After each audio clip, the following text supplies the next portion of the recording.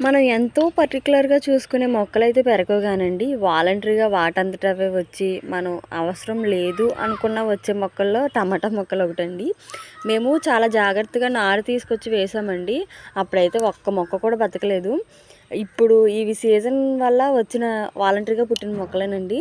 వీటికి మాత్రం అసలు టమాటాలైతే విరగబూస్తున్నాయి. ఎక్కడ పడితే అక్కడ మొత్తం టమాటా చెట్లే అయిపోయాయండి.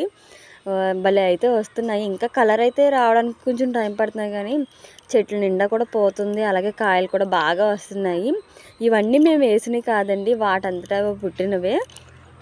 యాక్చువల్‌గా ఇటు సైడ్ అంతా కూడా మేము ఫ్లవర్సే పెట్టుకుందాం అనుకున్నాం. కానీ ఫ్లవర్స్ మధ్యలో ఇదైతే వచ్చింది. ఇది వచ్చి మొత్తం ఈ గులాబీ మొక్కలనంతటిని కూడా చాలా డిస్టర్బ్ చేస్తుందండి. పెద్ద వనంలాగా అయితే వచ్చేసింది. కానీ కాయలు మాత్రం భలే పెద్ద సైజులో అయితే ఉంటున్నాయి. సర్లే సీజన్ అయిపోయాక అయిపోతుంది కదా అని మేము దీన్ని ఏం డిస్టర్బ్ చేయలేదు.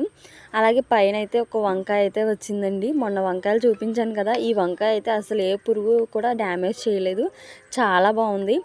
మంచి కలర్ అయితే ఉందండి. ఇలాంటి కలర్ భలే శారీ అయితే ఇంకా బాగుంటుంది. నిజంగా చాలా బాగుంది. బ్రింజల్ అయితే ఒకటే వచ్చింది, ఇంకా 2 ఉన్నాయండి. అవి అయితే చిన్నవి, అవి కూడా హార్వెస్ట్ చేస్తాము.